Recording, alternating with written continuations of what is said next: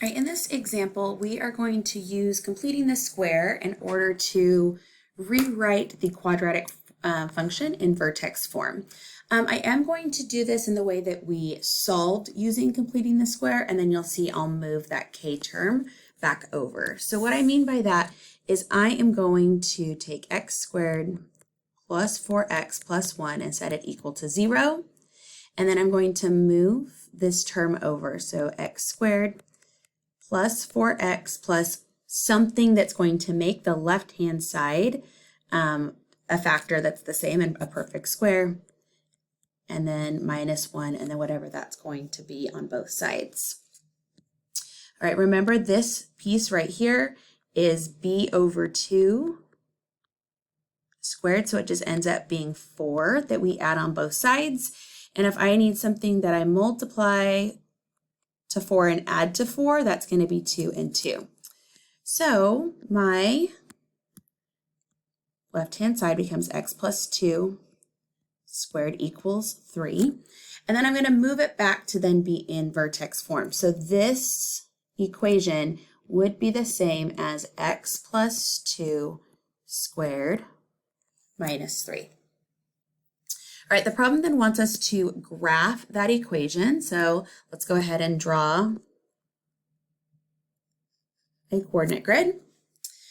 Inside here, I have x plus 2, so I'm going to move my parabola to the left 2, and then I'm going to move my parabola down 1.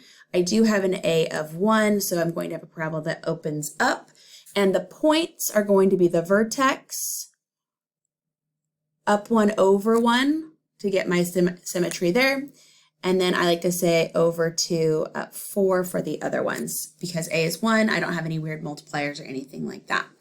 Okay, so I'm going to move over 1, 2, 3, 4. Let's just go to 5.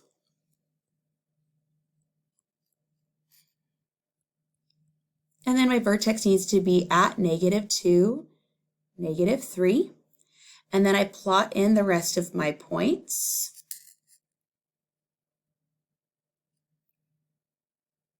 Using symmetry here.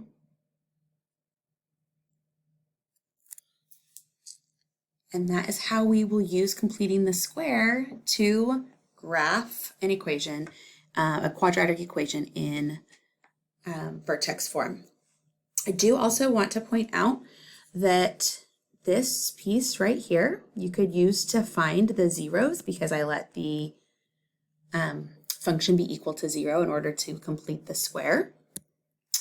And when we do that, we'll take the plus or minus square root of both sides. And then I'm going to subtract 2. And notice that subtract 2, that's where your axis of symmetry is. So x equals -2 plus or minus the square root of 3. So this point over here is not going to be an integer solution. It's going to be -2 minus the square root of 3. And then my 0 over here is going to be -2 plus the square root of 3. Finding my y-intercept is not quite as bad. It's your c right here. So if you plug in 0, you'll get 1, which is why I ended up going through this point right here.